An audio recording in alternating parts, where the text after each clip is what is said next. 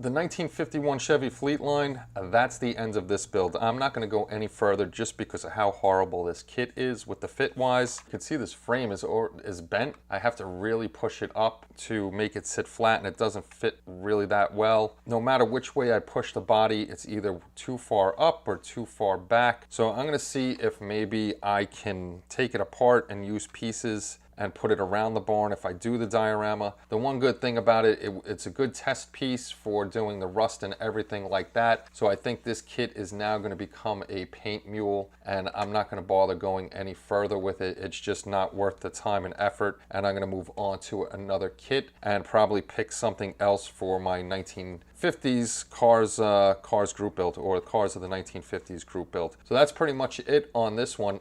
Don't be afraid not to complete a kit if it's just not worth your time or effort. You really don't see that on YouTube. You see everybody finishing their kits, nobody actually saying, well, I stopped because this was a waste of my time, which this has become. But like I said, I'll keep it on the side, and I can probably use it for parts or something, or I'll try to, you know, just make it really a jalopy and put it into diorama. I'm not sure yet, but I'm definitely going to move on to a different kit.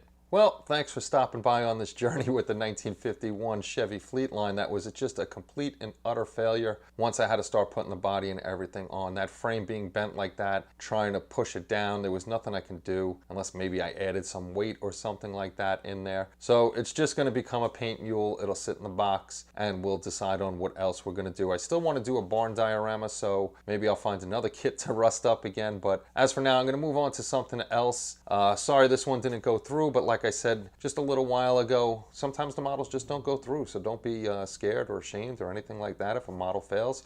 It's just not a great kit. Like the 1932 Ford, that wasn't a great kit, but it was buildable. It had some deviations and stuff like that, but I was able to get through it, make it a nice kit. This one, just way off, and it just got more and more frustrating, and I'm not going to waste my time on something that was not quality. And we'll just move on to something that's bigger and better. Well, maybe not bigger, but something that's better than that. So everybody, thank you very much for stopping by and watching my total failure. If you had a failure like this with a kit, put it in the comments below. I want to hear about it. So everybody, take care of yourselves. Be good out there. Take care, and bye-bye.